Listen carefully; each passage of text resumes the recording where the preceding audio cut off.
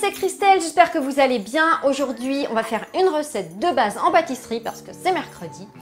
Une ganache menthe citron vert. Donc vous l'avez reconnu, cette ganache, c'est celle que j'ai utilisée dans mes cupcakes façon Morito. Là, je voulais faire une vidéo à part parce que j'ai eu plein de questions à propos de cette ganache. Donc du coup, je vais vous la détailler encore plus. Comme ça, vous saurez tout.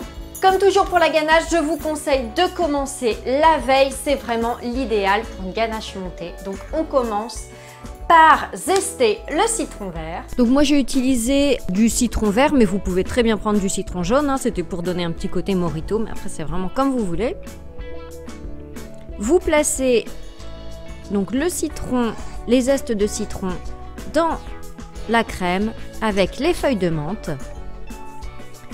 Vous portez à ébullition et vous laissez infuser hors du feu pendant une demi-heure à 1 heure. Plus vous laisserez infuser, plus ça aura de goût évidemment. Vous coupez ensuite le chocolat blanc en petits morceaux et vous les placez dans un récipient. Alors pour la quantité de chocolat, tout dépend en fait de ce que vous allez faire avec votre ganache.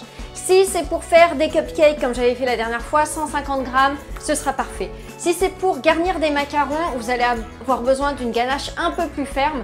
Donc du coup, je vous conseille de mettre 200 grammes. Après, si vous voulez au contraire quelque chose de très léger, par exemple pour mettre sur une tarte, enfin voilà, plutôt en déco, sur un gâteau ou quelque chose peut-être de déjà sucré ou déjà bien gourmand, à ce moment-là, vous pouvez baisser la quantité de chocolat à 100 grammes. Donc 100 grammes pour quelque chose de léger, 150 grammes pour une ganache qui se tient bien et que vous pourrez pocher, 200 grammes pour quelque chose de bien ferme comme des macarons. Vous faites réchauffer votre crème et vous la filtrez directement au-dessus du chocolat blanc.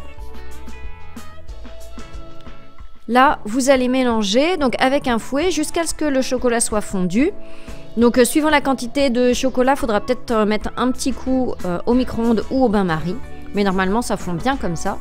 Et vous ajoutez ensuite la crème froide. Vous mélangez de nouveau avec le fouet à main jusqu'à avoir un mélange bien homogène. Si la recette vous plaît, je compte sur vous comme d'habitude pour mettre le max de pouces bleus, vous abonner à la chaîne et cliquer sur la petite clochette pour recevoir une notification. Merci.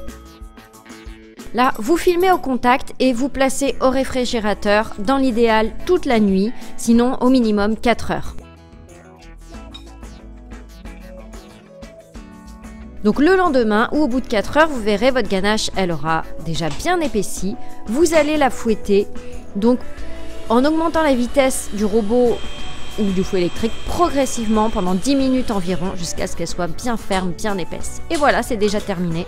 C'est vraiment une recette super facile. Vous avez une ganache qui est hyper onctueuse, délicieuse.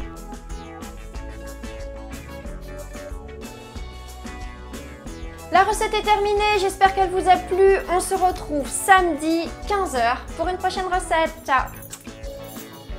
Et n'oublie pas de t'abonner en cliquant sur ma tête.